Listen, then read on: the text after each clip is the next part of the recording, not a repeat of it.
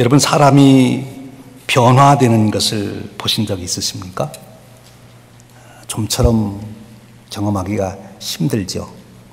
사람은 잘 변하지 않기 때문에 회사에서 사람을 채용할 때에도 당신 우리 회사에 와서 어떻게 일하겠습니까?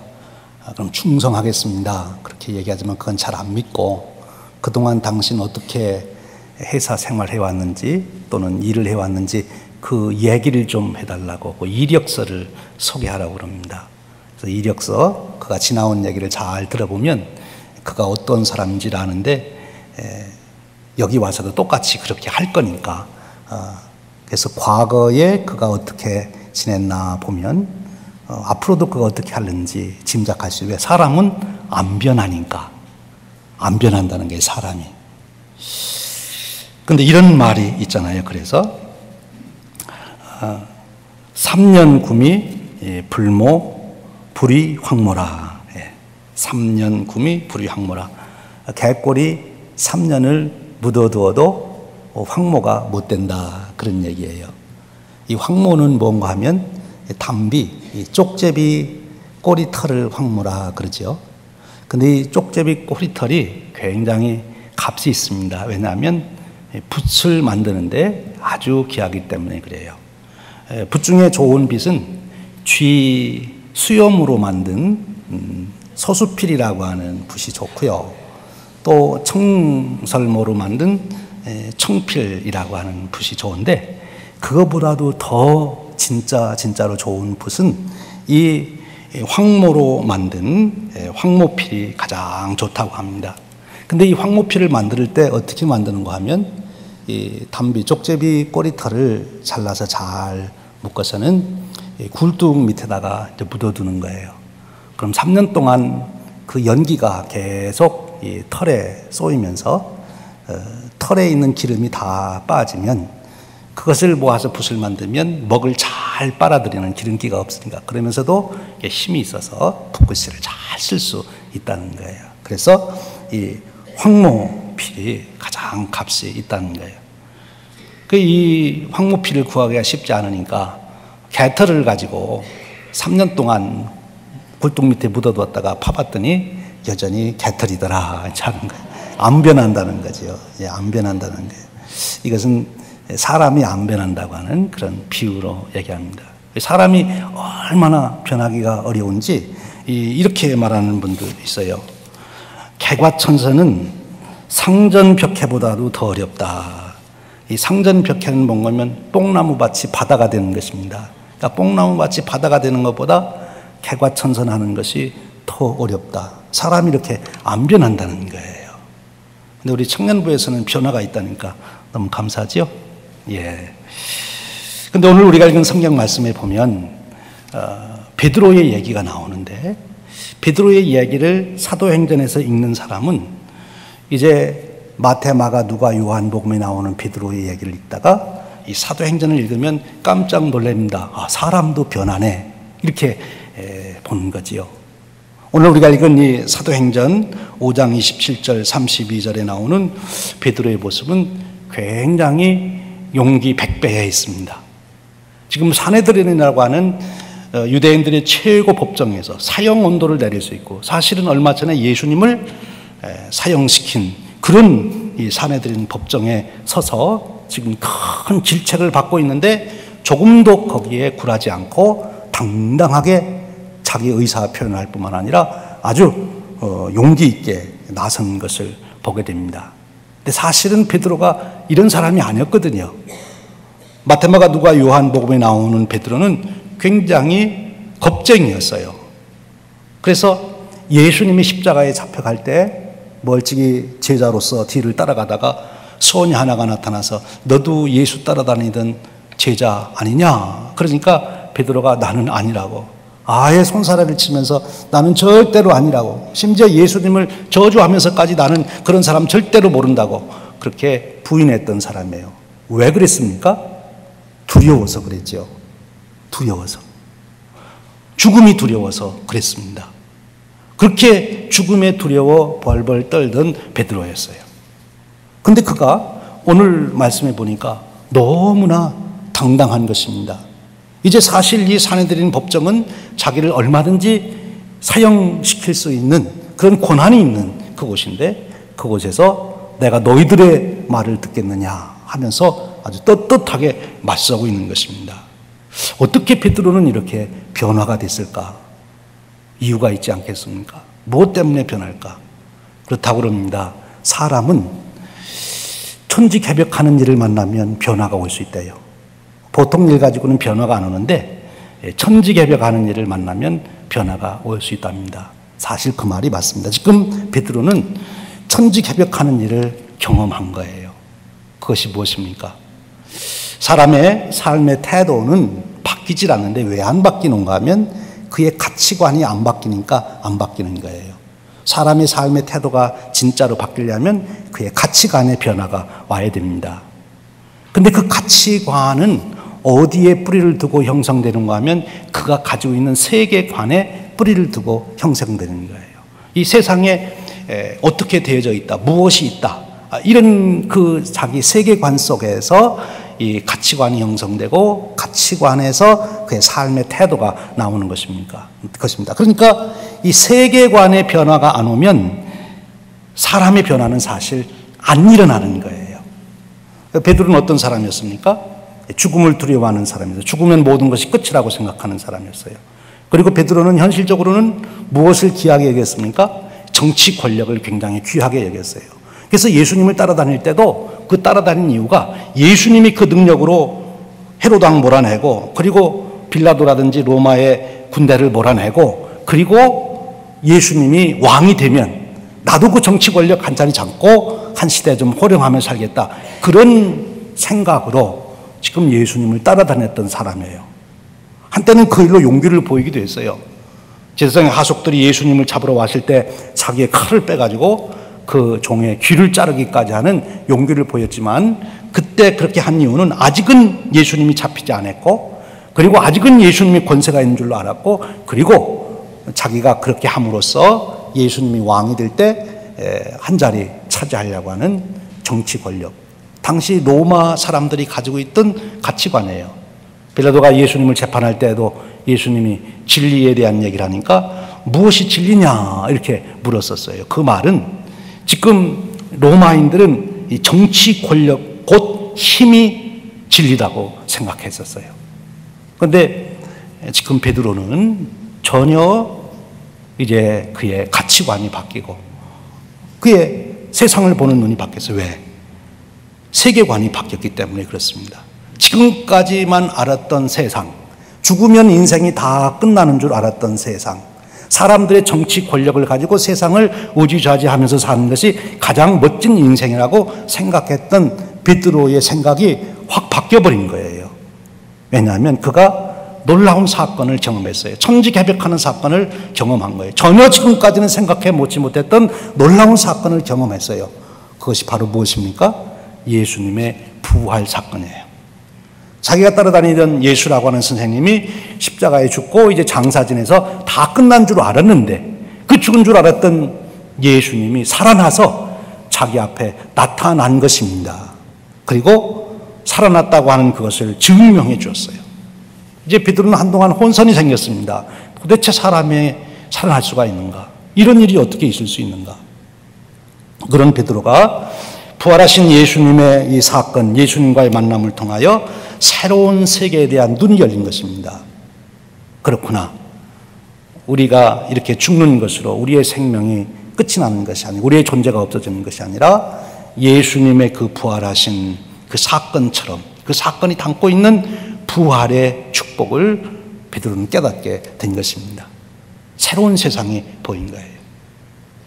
그동안 하나님께서 계시다고는 생각했지만 하나님은 정치 권력이나 주장하시고 그런 줄 알았는데, 하나님이 정말 가지고 계신 권세가 무엇인지를 예수님의 부활 사건을 통해서 알게 된 것입니다. 베드로는 부활하신 예수님을 만남으로 큰 충격을 받은 거예요. 어찌 이런 일이 있을 수 있는가? 새로운 세상에 대한 눈이 열린 것입니다. 그러면 베드로가 이렇게 부활하신 예수님을 만나는 사건을 통하여 깨달은 것이 무엇입니까? 그가 예수님이 살아났다고 하는 그 사건이 담고 있는 의미가 무엇인지를 그가 깨닫게 된 것이에요. 그 의미가 무엇입니까? 오늘 우리가 읽는 성경 말씀에서 베드로가 그걸 잘 설명해 주고 있어요. 단순히 예수님이 신기하게도 죽었다가 살아났다가 아닙니다. 예수님이 죽었다가 살아나서 더 오래 수십 년 더 살다가 돌아가셨다, 그런 얘기가 아니에요. 예수님이 다시 살아난 얘기는 그동안 베드로가 생각했던 이 세계관, 인생관에 대해서, 인간관에 대해서 혁명을 일으키게 된 것입니다. 오늘 말씀이 그것을 증언하고 있습니다. 29절에 이렇게 말씀합니다. 베드로와 사도들이 대답하여 이르되 사람보다 하나님께 순종하는 것이 마땅하니라. 너희가 나무에 달아 죽인 예수를 우리 조상의 하나님이 살리시고 이스라엘에게 회개함과 제사함을 주시려고 그를 오른손으로 높이사 임금과 구주로 삼으셨느니라. 베드로는 예수님의 부활 사건이 어떤 의미를 담고 있다는 것을 바로 깨달은 것입니다. 그 내용이 무엇입니까? 이스라엘에게 회개함과 제사함을 주시는 사건이라 하는 것입니다.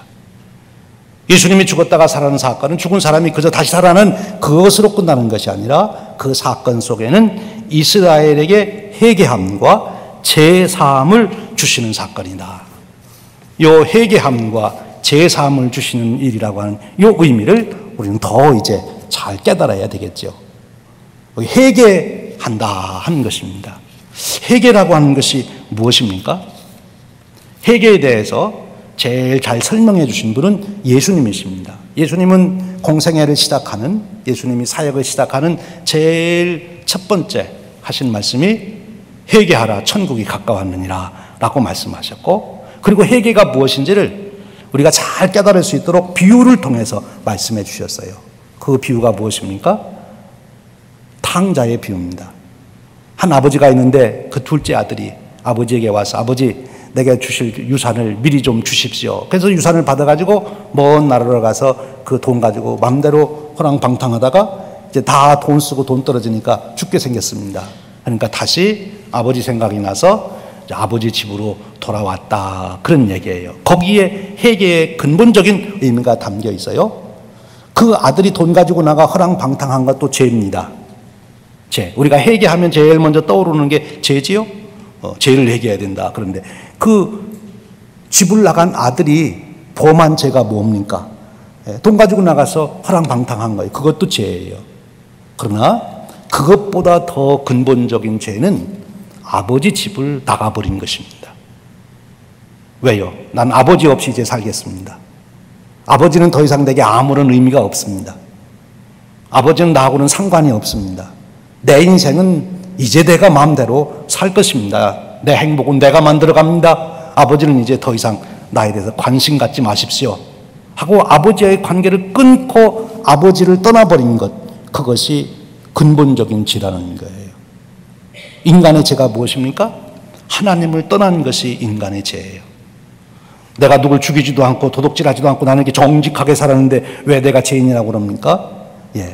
당신이 하나님을 아직 인정하지 않고 하나님을 떠나서 내가 내 인생의 주인이 돼서 살려고 했다면 그것이 가장 큰 죄예요. 집을 나가는 것이 아버지에게 가장 큰 불효고 가장 큰 죄가 되는 것입니다. 윤리도덕적인 차원에서의 죄, 그것도 물론 죄이지만 지금 여기서 말하는 회개, 그리고 주님께서 말씀하시는 회개의 본질적인 것은 인간이 하나님을 떠난 것이 근본적인 죄라고 하는 거예요.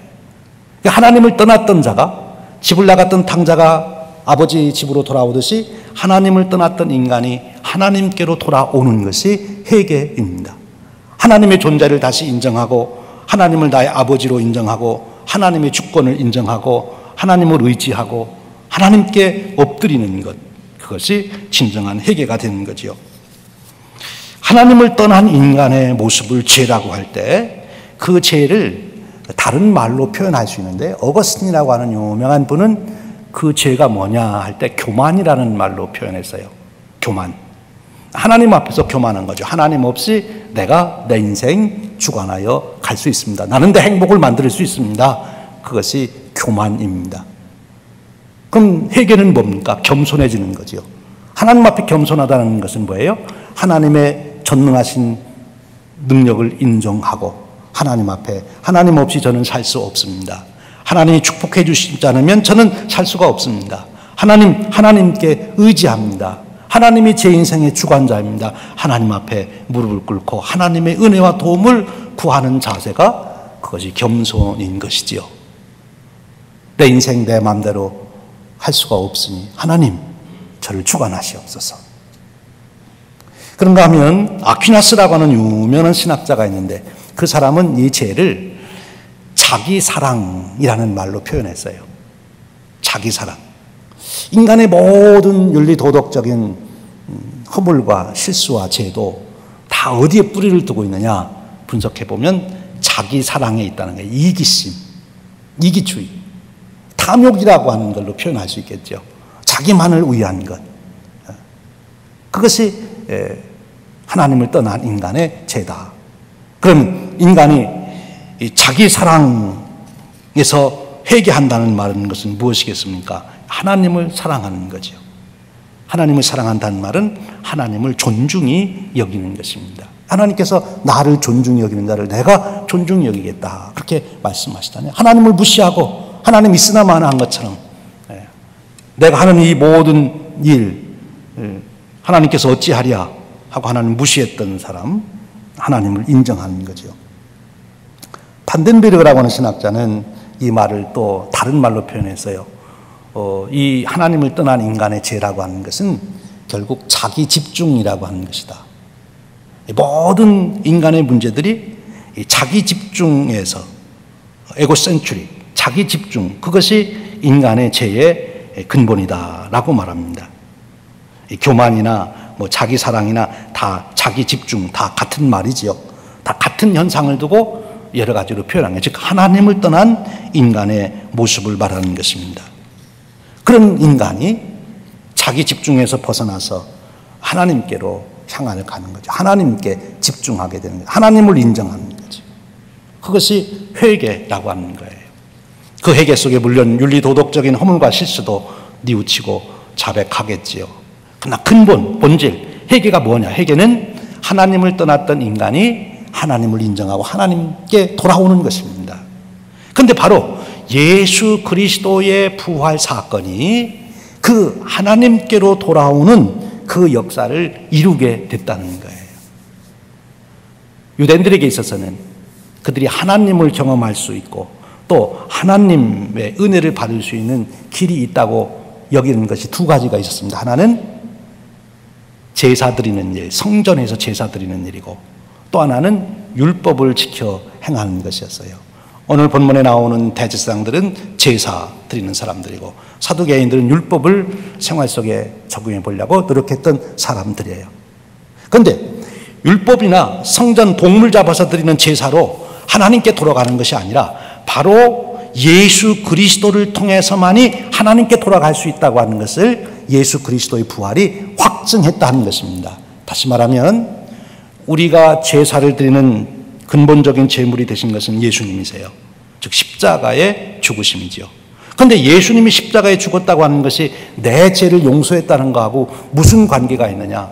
예수님이 십자가에 죽고 그대로 끝났으면, 부활하시지 않았으면 예수님이 하나님의 아들이라는 것이 밝혀지지 않고 그리고 예수님이 하나님의 아들이 될 수도 없고 그러면 예수님이 십자가에 죽은 거는 그대로 자기 혼자 죽고 끝난 거예요. 그런데 예수님이 부활하심으로 예수님이 십자가에 죽으신 그 대속의 사건이 바로 나를 위한 죄사함의 사건이라고 하는 확증을 주셨다는 것입니다. 그래서 예수님의 부활은 예수님이 하나님의 아들인 것을 확증해 주셨고 예수님이 하나님의 아들이라는 확증은 예수님의 대속의 십자가의 그 죄사함의 은혜가 내게 이루어졌음을 확증해 주는 것이다.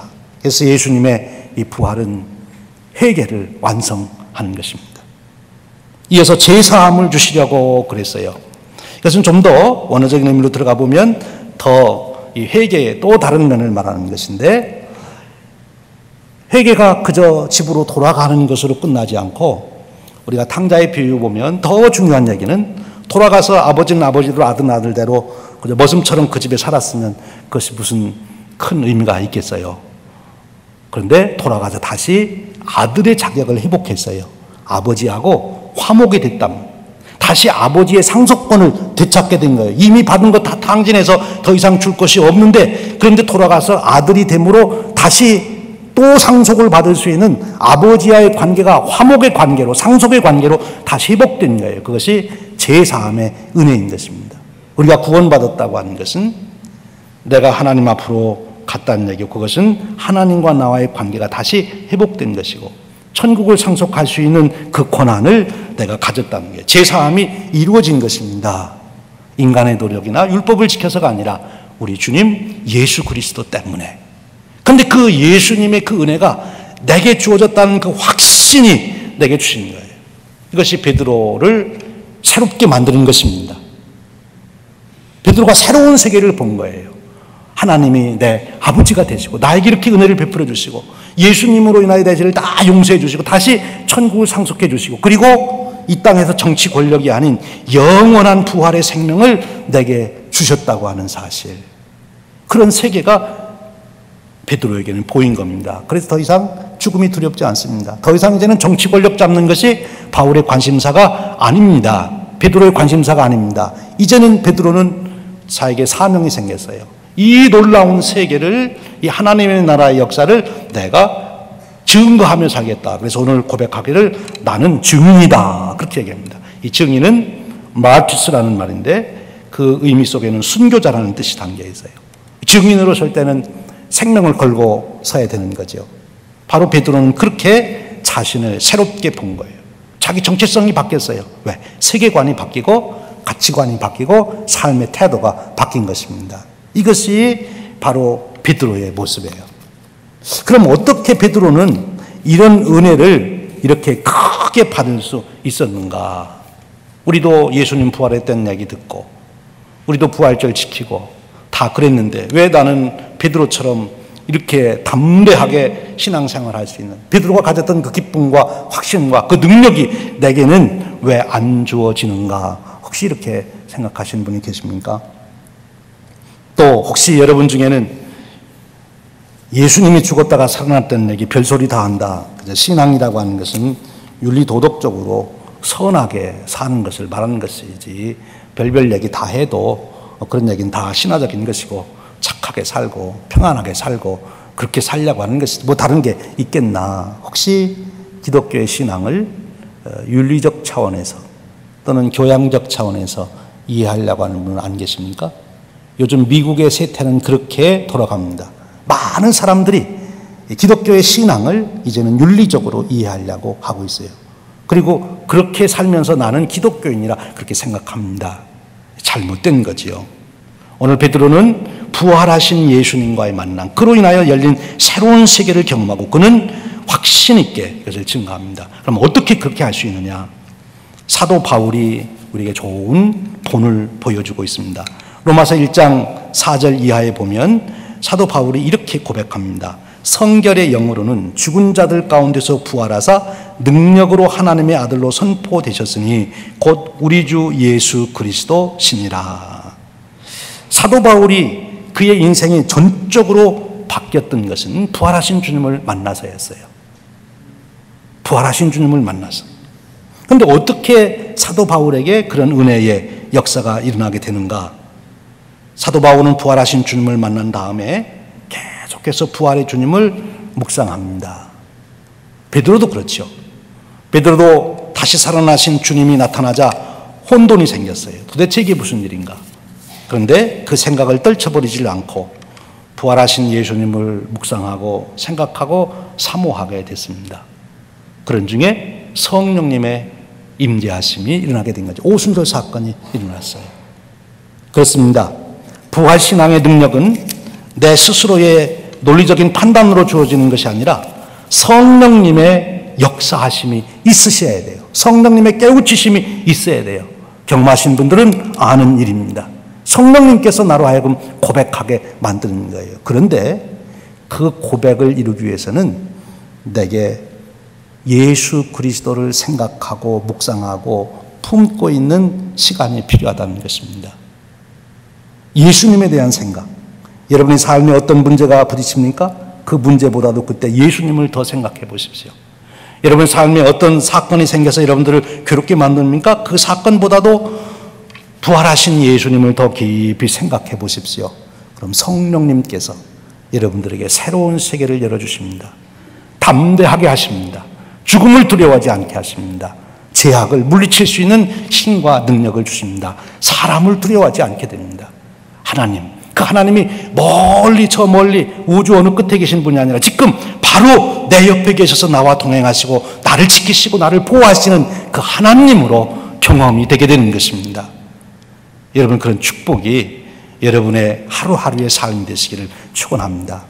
특별히 베드로가 어려운 일을 당했을 때처럼 여러분 인생에 어려운 문제가 올 때마다, 인생이 흔들릴 수밖에 없는 두려움이 찾아올 때마다 누구를 바라봐야 돼요? 부활하신 예수님, 그분을 고백하고 그분을 찬양하고 그분을 향하여 기도하게 되면 성령님께서 여러분들을 그렇게 능력 있는 그리스도인으로 굳건하게 세워주신다는 거예요. 오늘도 저와 여러분의 삶의 여정에 부활의 주님을 의지하고 그 능력을 경험하고 그것을 증거하며 살아가는 축복이 계속 되시기를 주님의 이름으로 축원드립니다. 함께 기도하겠습니다. 하나님 아버지, 감사합니다. 저희들을 부르셔서 세상 사람들이 알 수 없는 예수님의 부활의 사건을 통하여 볼 수 있는 새로운 세계를 보여주시니 감사합니다. 막연하게 생각되지 않게 하시고 이것이 우리의 마음에 확증이 되게 하시고 우리의 세계관과 가치관과 삶의 태도를 변화시킬 만큼 능력으로 나타나게 하여 주시옵소서. 그리하여 나뿐만이 아니라 만나는 모든 사람에게 부활의 주님을 증거하며 그 기쁨 중에 능력 속에 살아가는 저희들이 되도록 이끌어 주시옵소서. 우리 주님 예수 그리스도의 이름으로 기도하옵나이다. 아멘.